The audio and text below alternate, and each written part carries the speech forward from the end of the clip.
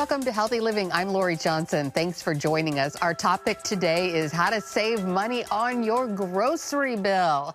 And my guest is Tiffany Turzak, who runs the wildly popular Grocery Budget Boot Camp for people who want to save big bucks at the grocery store. Tiffany, great to see you.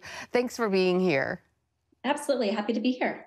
And also, we should mention that you are the author of a very popular blog called Don't Waste the Crumbs. And so you have lots of advice about how to save lots and lots of money on groceries. Can you give us some examples of how much money people can save? Yes. So the vast majority of my students save on average $300 before the course is over. And depending on your level of experience, I've had some students save upwards of $1,000 to $1,300 off of their grocery budget. And now this is all coming, it all started from personal experience when you yourself had a real life situation and you needed to really tighten the belt and save money yourself, and you came up with all these great ideas. Talk about your own personal experience with saving money at the grocery store. Sure. My husband and I were in 6 figures worth of debt when we first got married. And fast forward, we tried the whole coupon thing. We added babies to the mix, and we were just really, really struggling with making it all work. But the numbers weren't adding up. And we realized that the one spot in our household budget that we could actually save money was the grocery budget. And so we capped our spending. And as I mentioned, we did the whole coupon thing. But then we started leaning more towards healthy eating and not so much of processed food eating and from boxes and such. And that threw a real wrench into the mix. And so rather than spending my time using coupons and trying things that were really only working for processed food, I just spent a lot of time in the grocery store. I tried to figure out where the grocery stores, like their marketing tactics, what did they do to make us as a consumer spend more money? And then I reverse engineered that. And as you mentioned, came up with some really proven techniques. And then not just the techniques themselves, but if you kind of rearrange them a little bit, it turns into a system that you can follow from point A to point B. And then you essentially rinse and repeat every single week. And thanks to that system, we were able to pay off our debt. We built up an emergency fund. And then several years later, we bought our first home and paid cash. And then just not too long ago, we sold that home and reinvested what we had made, plus a little bit extra from our savings, and we bought a farm. So, we're proof positive that saving money on groceries can happen even with rising food costs and inflation. And it's not just, $5 here, $5 there. It's significant savings.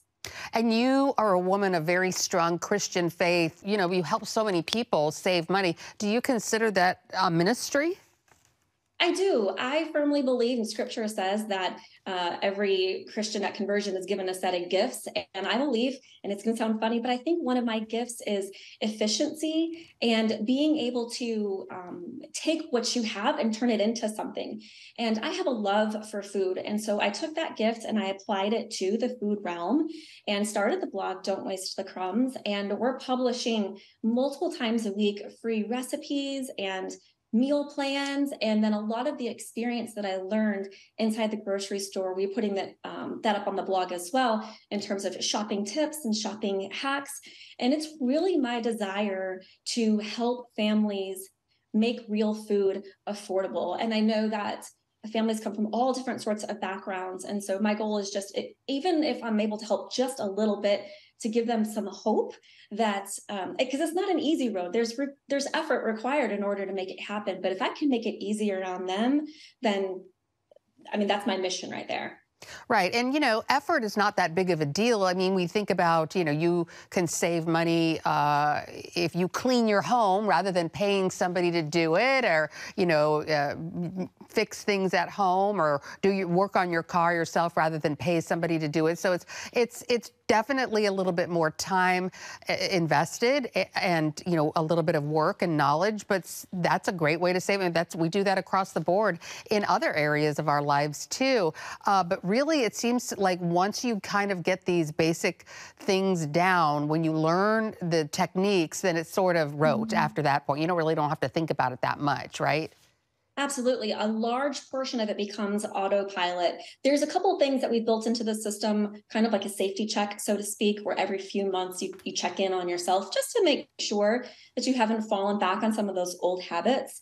But then also you can revisit it and tweak it if you need to, because, eating real food on a budget isn't like there's not a finish line to this goal. It's something we do for the rest of our lives because our lives are constantly changing. We add babies, we lose loved ones, we move, we relocate, different jobs, our schedules change. And so that all impacts how we shop and how we eat and how we plan. Like even with the regular school year, if anybody has kids, that when you're in the throes of sports season, that's a very different schedule than 2 weeks before school starts.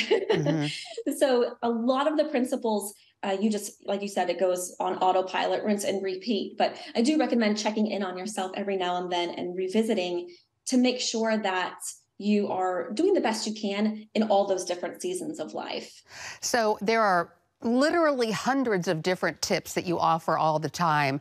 And so we don't have time to go through them, but let's talk about the big ones. Like Yes. if you met somebody on a plane and they were like, how can I save money on my grocery budget? What would be the first thing you tell them?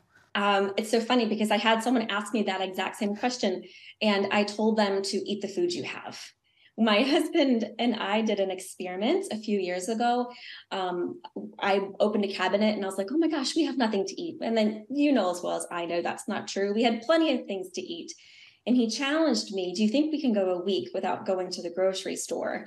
And I said, okay, sure. A little bit of trepidation, right? A little tiny step of faith there.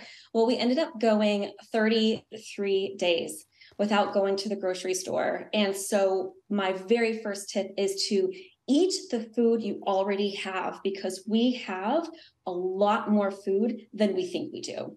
In the pantry, in the freezer, in the garage. So you're saying just eat the food that you already have in your house. That's probably going to last you for a long time. Okay, one caveat.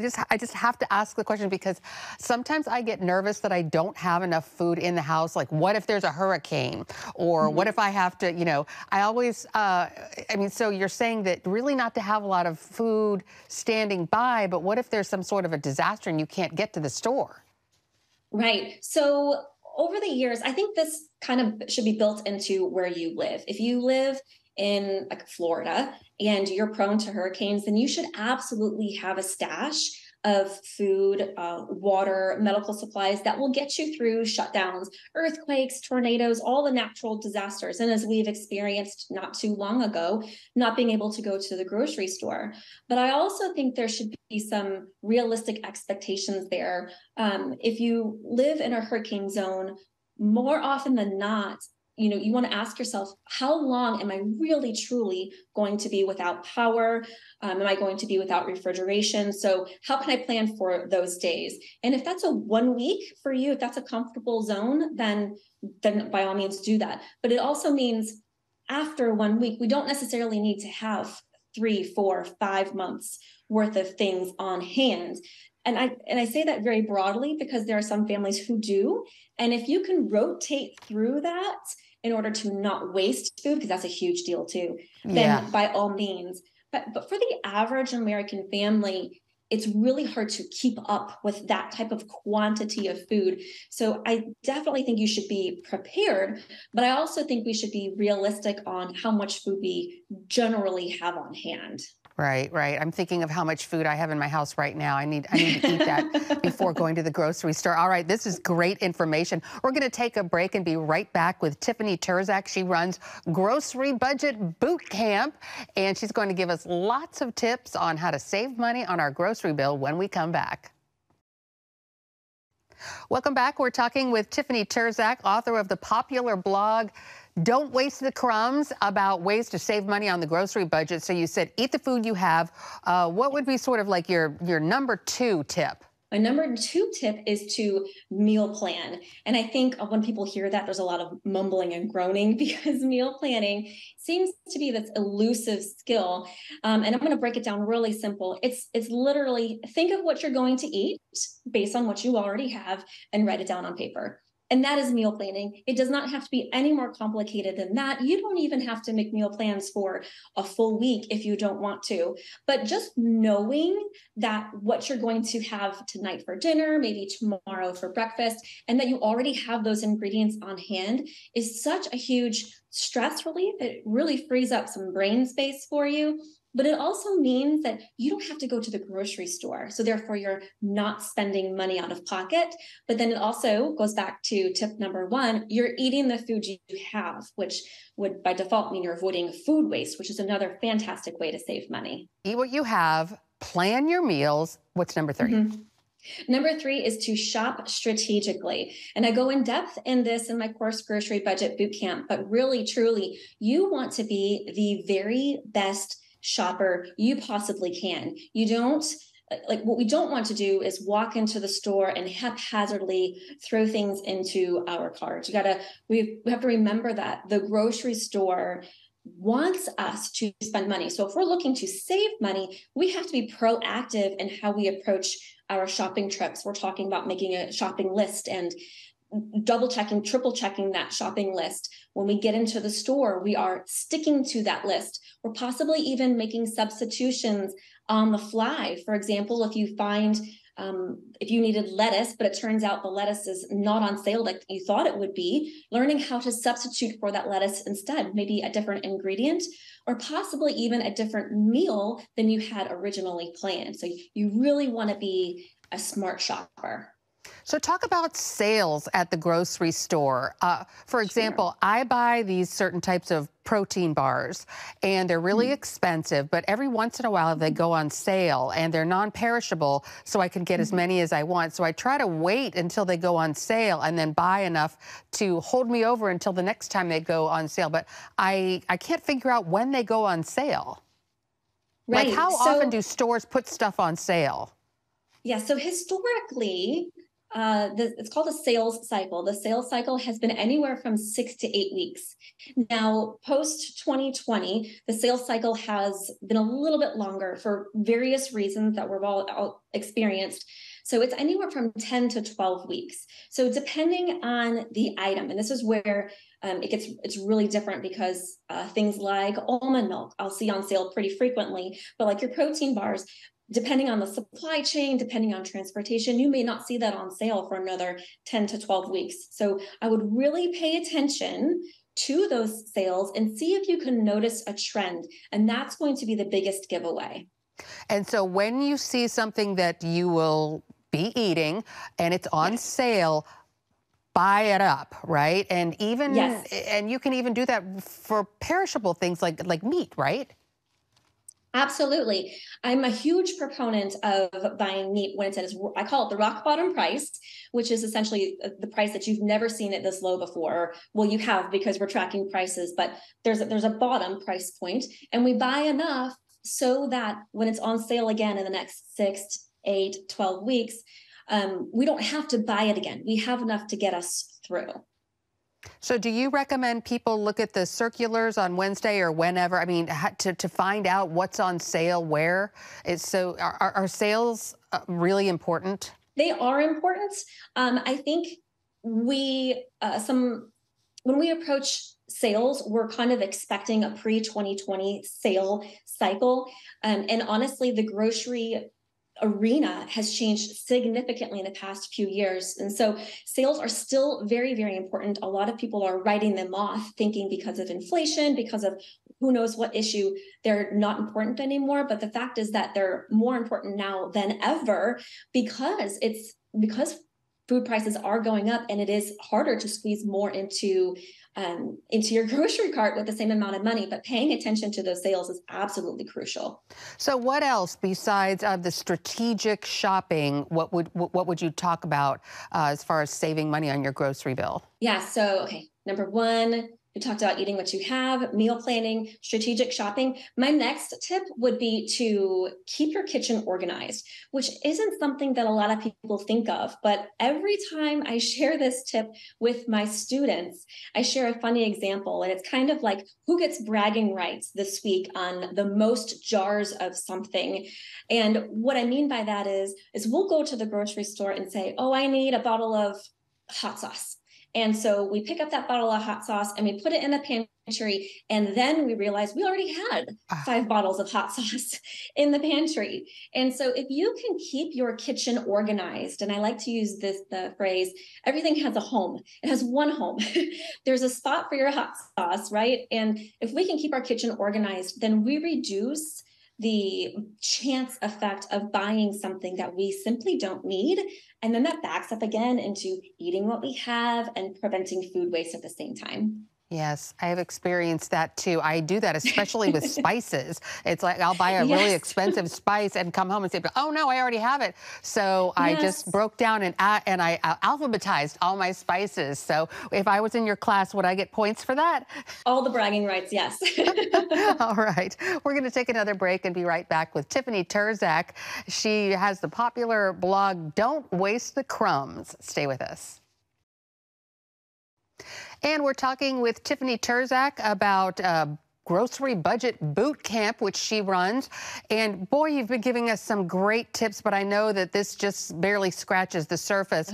Talk about the importance of buying non-grocery things like aluminum foil somewhere other than the grocery store. Yeah. So this concept of convenience where the grocery store has non-food items, and even like a Walmart where has a warehouse store is also now including food, is really a new phenomenon in the grocery world. And it's all based on convenience. The grocery stores want you to spend more money there, and it's just convenient to buy your paper plates and aluminum foil and storage bags there. But I highly recommend shopping around. There's 9 times out of 10, you're going to find a better deal on typical household items related to the kitchen, but that are not food somewhere else other than the grocery store. And so, speaking of grocery stores, is there one store in particular that's just like so much cheaper? I'm thinking, is it worth it to have a Costco membership, or should you shop at Walmart? Is Walmart a lot cheaper than Kroger? We know Whole Foods is probably the most expensive, right? Right. Well, I can tell you, Lori, that I created my system when we lived in California.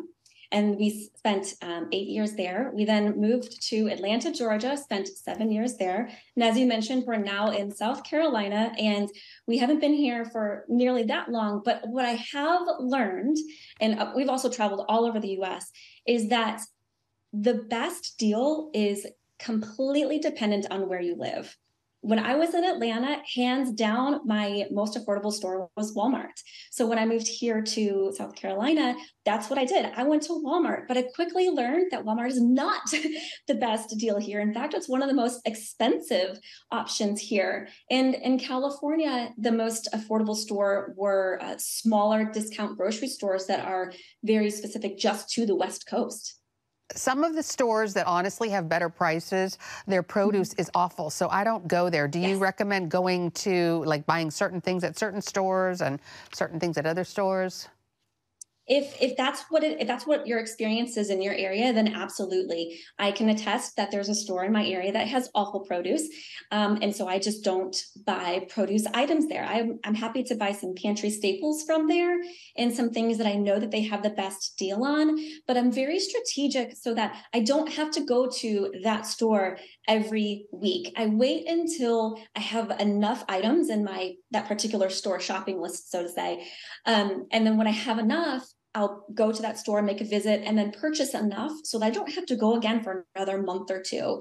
But if your stores are relatively close by, then absolutely go to multiple stores to get the best deal you can. And we really didn't talk about fast food or buying food that's already been prepared. But isn't that one of the main sort of foundations of what you teach, is to cook at home? Yes, absolutely. There's a whole lesson in my course dedicated to cooking from scratch. Not in the sense of I'm going to teach you how to do it, because you can Google all kinds of recipes.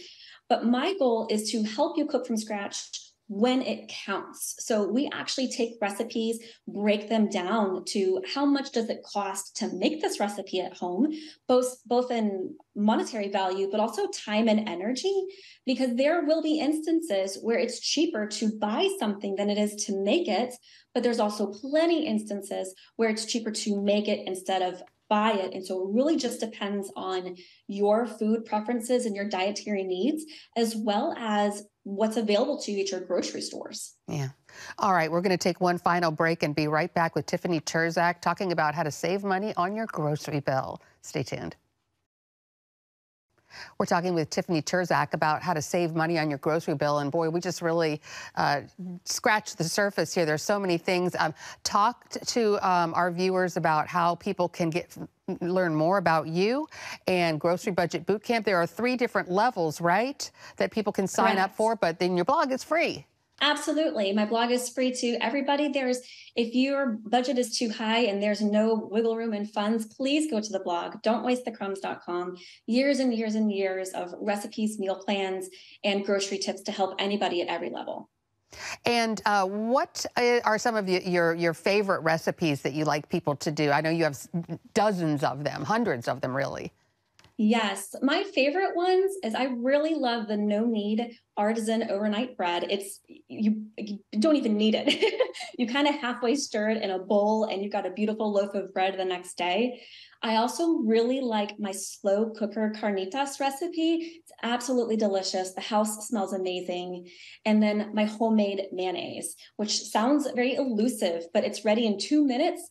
Tastes so much better than anything you could buy at the store, and it's like $1 to make versus many dollars at the grocery store. Right, mayonnaise can be very expensive. Well, you are an inspiration, Tiffany. Thank you so much. And it is a ministry. I agree with you. It's just blessing so many people. You have so many satisfied customers on your website who talked about all the hundreds of dollars that they've saved. So thank you so much for being here and for giving us some of these really valuable tips. We really appreciate your time and your expertise. Well, thank you for having me. And thanks to you for tuning into this edition of Healthy Living. I'm Lori Johnson, and we'll see you again next week.